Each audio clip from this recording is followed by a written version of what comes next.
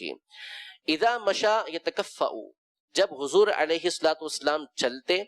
تو ایسے چلتے جیسے آگے کی طرف جھک رہے ہوں، آگے کی طرف جھک کر چل رہے ہوں. یتکفأ، آپ علیہ الصلوۃ والسلام کی جو چال مبارک تھی، چلنے کا جو انداز تھا، اس کے بارے میں آگے بھی روایتیں آ رہی ہیں کہ آپ قوت کے ساتھ چلتے تھے، مضبوطی کے ساتھ چلتے تھے، اور آپ کی چال مبارک انداز چلنے کا ایسا ہوتا تھا کہ نہ تو بہت زیادہ تیز چل رہے ہوں، کہ جیسے بعض لوگ جب چلتے ہیں تو بہت تیز چلتے ہیں، ان کے پیچھے لوگوں کو بھاگنا پڑتا ہے، اتنی تیز وہ چل رہے ہوتے ہیں. تو ایسا چلنا یہ پسندیدہ نہیں ہے، اس کو بے وقوفی کی علامت کہا گیا ہے. یہ جو بہت تیز تیز چلتے ہیں نا، بہت تیز چلتے ہیں تو دیکھ کے ایسا لگتا ہے کہ جلدی کے اندر ہیں،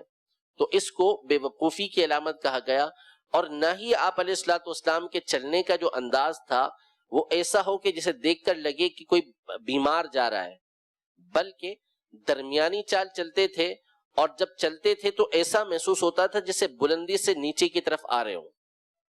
بلندی سے نیچے کی طرف آپ علیہ الصلوۃ والسلام آ رہے ہوں، لیکن چلنے کے اندر ایک مضبوطی ہوا کرتی تھی،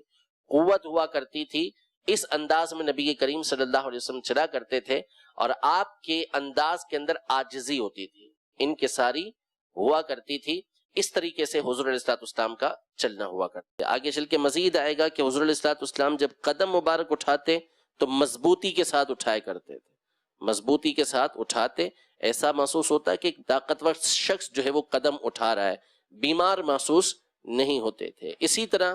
قدرتی طور پر نبی کریم صلی اللہ تعالیٰ علیہ وسلم بلا تکلف جو قدم اٹھا کے آگے رکھتے وہ دور رہا کرتا تھا. ٹھیک ہے، ذریع المشیہ، حضور علیہ الصلوۃ والسلام کے قدم مبارک دور رہا کرتے تھے، چھوٹے چھوٹے قدم نہیں ہوتے تھے، بلکہ جو قدم کا اسٹیپ ہوتا تھا وہ کچھ زیادہ ہوتا تھا، آگے کی طرف جاتا تھا، لیکن بلا تکلف، بغیر کسی تکلف کے. تو کأنما ينحط من صبب، ایسا محسوس ہوتا کہ نبی کریم صلی اللہ علیہ وسلم اوپر سے نیچے کی طرف آ رہے ہیں.